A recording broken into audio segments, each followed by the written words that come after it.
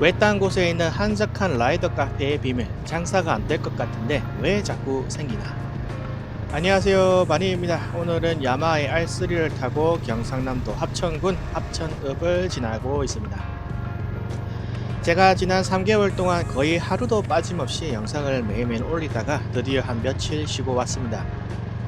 단양과 제천 쪽에 다녀왔는데 정방사, 의림지, 단양, 삼봉, 스카이워크 등 다양한 장소를 둘러보고 좀 쉬고 왔네요. 단양이랑 제천 쪽에 올라가니까 거기가 강원도랑 그래도 좀 가까운 편이라서 그런지 기온도 훨씬 낮고 도로변에 얼음과 눈들도 녹지 않은 채 많이 남아 있었어요. 이걸 보고 이제야 겨우 서울 및 중부권에 눈이 많이 내렸다는 걸 실감을 했고 경상남도 쪽 같이 눈이 거의 내리지 않는 지역이 겨울에 참 오토바이 타기가 좋은 곳이구나 하고 많이 느꼈습니다. 자, 오늘은 대형 베이커리 카페와 베이커리 카페 타입의 라이더 카페들에 대해서 이야기를 조금 해볼까 해요.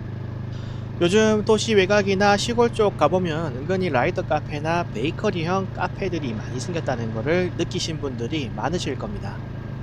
정말 사람들도 그렇게 도시처럼 많이 살지 않고 차나 오토바이가 없으면 찾아오기도 힘든 거리에 생긴 라이더 카페나 베이커리 카페가 참 많은데 건물도 창고만큼이나 커요. 그래서 저는 그런 대형 라이더 카페나 베이커리 카페들을 보면서 처음에는 참 걱정을 많이 했거든요. 아니 저런 외진 곳에 사람도 별로 안 다니는 곳에 저런 큰 라이더 카페를 차리면 어떡하나? 과연 장사가 되려나? 딱 보기에도 규모가 200평도 넘어 보이는데 돈도 어마무시하게 많이 들인 것 같은데 참 안타깝다. 금방 망할 것 같다라면서 걱정을 속으로 은근히 했어요. 사실 뭐 어차피 저랑 아무 연관도 없는 사람이 차린 베이커리 카페나 라이더 카페라서 망하든 말든 상관없다고 생각할 수도 있지만 시골에 살면 그런 시설이 참 절실한데 잘 안 생기거든요. 그런데 그런 시골에 그렇게 큰 베이커리 카페를 차려주고 심지어 편의점까지 구비해주니까 얼마나 고맙겠습니까? 제가 사는 곳은 합천군 합천 모토라드라는 큰 라이더 카페 인근인데 이 카페가 생기면서 집 근처에 빵도 사고 커피도 마실 수 있는 자리가 생긴 것은 물론이고 편의점이 생겨서 덕분에 이마트 편의점에서 제가 좋아하는 와인도 살 수 있게 되었고 퇴근길에 간단히 빵이나 콜라나 과자도 살 수 있게 되어서 저는 너무 행복했어요. 이미 태어날 때부터 주변에 편의점이나 카페가 당연한 듯이 있었던 분들은 이해하기 힘드실 텐데요. 대충 여러분이 도로 하나만 딱 지나는 사막에 살고 있는데 갑자기 그 외딴 사막에 카페와 편의점과 오토바이 성지가 떡하니 건설되었다고 생각하시면 제가 느꼈던 감동이 조금은 이해가 되실 겁니다. 그래서 저는 일부러 퇴근하는 길에 합천 읍내를 제가 통과함에도 불구하고 또 빵이 매우 비싼 편임에도 불구하고 일부러 거기를 한참 동안 다녔어요. 왜냐면 시골에 생긴 피자 가게, 햄버거 가게, 카페 이런 가게들이 생겼다가도 장사가 안 돼서 금방금방 망해 나가는 걸 자주 봤었거든요.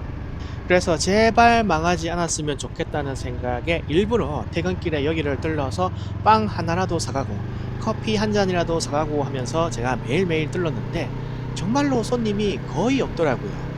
그 큰 부지에 수많은 조명을 켜놓고 매일 직원들이 고용되어서 장사를 하고 있는데 손님은 항상 거의 안 보이고 주말에나 반짝 장사가 조금 되는 걸 보고 아 저는 여기도 망하겠구나 싶었습니다. 그런데 최근에 제가 이런 대형 베이커리 카페나 라이더 카페가 오직 수익을 위해서만 건설되는 건 아니라는 것을 깨닫고 조금 안심하게 되었어요. 이게 합천 모토라드는 전혀 해당되지 않는 이야기일 수도 있다는 점, 그리고 하나의 예로서 든 것일 뿐이라는 점을 미리 말씀드리면서 이야기를 진행하자면, 이런 대형 베이커리나 라이더 카페들, 특히 창고형 카페에 빵과 피자 같은 걸 파는 곳은 일반 카페가 아니라 빵집으로 분류가 되어서 음식점처럼 승계 대상이 된다고 하더라고요. 절세 및 상속세 회피 방법으로 베이커리 카페를 짓는 경우가 많다는 것인데 그 이유는 빵집이나 음식점 등이 과세 특례가 적용되는 대표적인 업종이기 때문이라고 합니다. 일반 카페는 비알콜 음료점업으로 분류가 되지만 베이커리 카페는 음식점업으로 법에서 분류가 됩니다. 음식인 빵을 팔기 때문이죠. 음식점업으로 분류가 되기 때문에 가업승계 대상으로 인정을 받을 수가 있고 음식점을 승계봐서 운영하는 것이 되기 때문에 절세 혜택도 상당히 많이 받을 수가 있습니다. 부모가 자녀에게 증여를 할 때는 무려 10억 원까지 증여세가 면제가 되고 10억이 넘는 초과분에 대해서는 세율이 5분의 1로 줄어들어서 10%만 적용이 됩니다. 그리고 상속을 할 때에도 최대 600억 원까지 공제받을 수 있는 혜택이 있습니다. 최대 10억 원까지는 아예 증여세를 면제받을 수 있고 최대 600억 원까지도 공제를 받을 수 있다고 하니까 혜택이 정말 어마어마하죠. 더 정확하게 알아보자면 가업 상속 공제 금액 한도 개정이 이루어져서 사업을 10년 이상 영위하면 현재 600억 원까지도 공제가 되는 부분인 것입니다. 그래서 요즘 돈이 많으신 분들은 증여도 해주고 자녀들에게 쉬운 일자리도 만들어주기 위해서 일부러 외곽 지역의 땅값이 저렴한 곳에 베이커리 카페나 라이더 카페를 많이 지어준다고 하더라고요.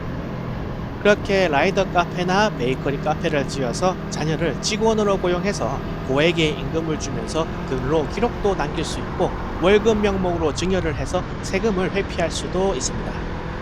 이런 식으로 증여세를 절세할 수 있다는 사실이 최근에는 많이 알려지면서 최근에는 증여세를 절세하기 위해 별다른 큰 수입이 없음에도 불구하고 100평 이상 베이커리 카페와 라이더 카페 숫자가 2014년에 비해서 4배나 늘어났다고 합니다.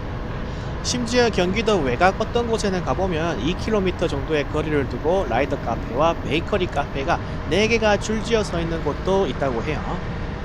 이런 절세의 이점 때문에 대형 베이커리 카페 형태의 라이더 카페를 짓는 분들 중에는 이익을 얼마만큼 가져갈 수 있는지 이런 질문은 아예 안 하시고 건물을 얼마나 지어서 어느 정도의 비용을 써야 하는지 그런 것만 물어보신다고 합니다. 애초에 돈을 벌려고 카페를 짓는 게 아니라 증여를 위해서 카페를 지으시는 거죠. 이게 이렇게 라이더 카페나 베이커리 카페를 땅값이 저렴한 외곽지에 지어서 거기에 직원으로 자녀분들을 고용하고 그분들에게 고액의 연봉을 지급하면서 고액의 연봉을 줘서 1차적으로 증여를 하고 또 10년 이상 근속기간이 충족이 되면 최대 600억 원까지 공제를 받을 수 있게 돼서 이 방법으로 증여를 하는 게 훨씬 더 싸게 먹힌다는 겁니다. 이거를 알고 나니까 그제서야 왜 돈도 별로 못 버는 것 같은데도 불구하고 계속해서 외곽 지역에 대형 라이더 카페나 베이커리 카페가 자꾸 생기는지 알겠더라고요. 그리고 장사가 별로 되지 않는 것 같은데도 거기서 일하시는 분들의 표정이 항상 밝고 퇴근하실 때 보면 BMW나 아우디 같은 차량을 타고 가시는 것도 이제 이해가 되었고요.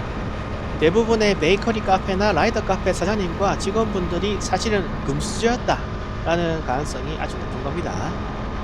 자, 이렇게 과세 특례가 적용되는 업종으로는 음식점, 치킨 전문점, 빵집, 세차장, 미용실, 건설업, 제조업 등이 있습니다. 요즘 갑자기 카페도 카페지만 세차장도 많이 생기고 거기에 맨날 여유롭게 놀고 계시는 외차를 끌고 다니는 젊은 사장님이 많이 계시던데 이런 이유가 있었네요.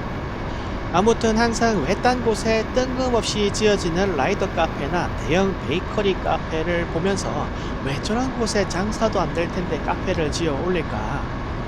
저런 곳에 손님도 안 올 텐데 비싼 돈을 들여가지고 지어놓고 망하면 어쩌나 하고 속으로 은근히 걱정도 하고 자주 가서 일부러 사먹고 그랬었는데 이제는 절세를 위해서 지어지는 베이커리 카페, 라이더 카페, 세차장, 빵집, 치킨집이 많다는 걸 알게 되었으니까 더 이상 걱정하지 않아도 괜찮을 것 같네요. 제가 항상 대기업 걱정, 건물주 걱정, 연예인 걱정하시는 분들을 보고 저분들이 아무리 망해도 걱정하시는 저분들보다는 더 잘 살 텐데 왜 걱정을 해주는 것일까 하고 의아하게 생각을 할 때가 많은데 저도 참 그분들과 다를 바 없이 새로 생기는 라이더 카페나 베이커리 카페를 보면 금수저 분들을 괜히 걱정한 것은 아닌가 하는 그런 기분도 듭니다. 다음부터 외곽 지역에 손님 없이 파리만 날리는 라이더 카페를 봐도 크게 걱정하지 않아도 될 것 같아서 기분이 좀 후련하기도 하고요. 그리고 이런 카페들이 뭐 불법을 저지르는 것도 아니고 어디까지나 합법적인 방법으로 증여세를 절세하고자 큰 돈을 들여서 땅을 사고 부지를 닦고 카페를 지으시는 거잖아요. 그리고 뭐 4대 보험도 다 기록을 남기기 위해서 넣으실 거고, 수익이 나면은 뭐 종합소득세나 부가가치세 또 세금 내실 거고, 카페가 생겨서 우리 같은 라이더들은 지나가다가 커피도 마시고 쉴 수도 있는 장소가 생긴 것이기 때문에 저는 뭐 크게 불만이 없고요. 오히려 이런 식으로라도 좀 소외된 지역에 카페라든지 세차장이라도 생겨주니까 참 그나마 다행이라는 그런 생각조차도 듭니다. 사무실을 유령 사무실을 작업 특례 지원 주는 장소에 빌려다가 주소만 거기에다가 해놓거나 유령 직원들을 고용해서 고용 지원금을 타먹는 등 불법 꼼수를 부리는 인간들이 세상에 천지인데, 이렇게 합법적인 선 안에서 본인들이 큰 돈을 들여서 땅 사고 건물 지어서 실제로 카페를 운영하기까지 하는 형태로 하는 것이라면 저는 참 바람직한 형태가 아닌가 싶고, 다만 경기도 지역에 가면 짧은 거리에 200평이 넘는 초대형 베이커리 카페나 라이더 카페가 막 4개, 5개씩 난립하는 경우도 있다고 들었는데, 이런 문제점 등을 보완해 나가면 좋지 않을까 하고도 생각을 해봅니다. 자, 오늘은 대형 베이커리 카페나 빵을 파는 라이더 카페들이 장사가 잘 안 될 것 같은 외곽 지역에 계속해서 생기는 숨겨진 이유에 대해서 한번 알아보았습니다. 은퇴하시는 베이비 부머 세대분들이 자녀분들을 위해서 증여 혜택을 생각하고 혹은 자녀에게 비교적 쉬운 일자리를 만들어 주려고 지어지는 곳도 많다는 사실을 알게 되었네요. 참 세상에는 이런 제가 미처 모르는 재미있는 사실들이 많은 것 같습니다. 물론 모든 베이커리 카페나 라이더 카페들이 이런 목적으로 지어졌다는 건 절대 아닙니다. 그 부분은 오해하시지 않으셨으면 좋겠고요. 아무튼 저는 저기가 내일이라도 망하지 않으려나 하고 속으로 은근히 걱정을 많이 하면서 항상 오래 가기를 기도했었는데, 오늘 이면에 또 다른 카페 건설 이유를 알게 되어서 그러면 최소 10년은 없어지지 않겠구나 하고 좀 안심을 푹 할 수 있을 것 같습니다.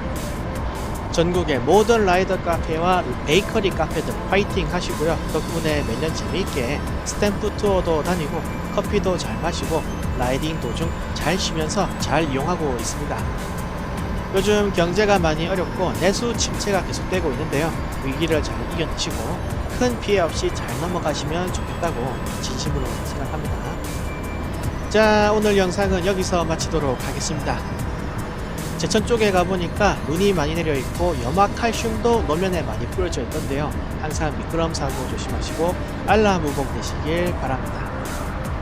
도로 위에서 뵙겠습니다. 영상 끝.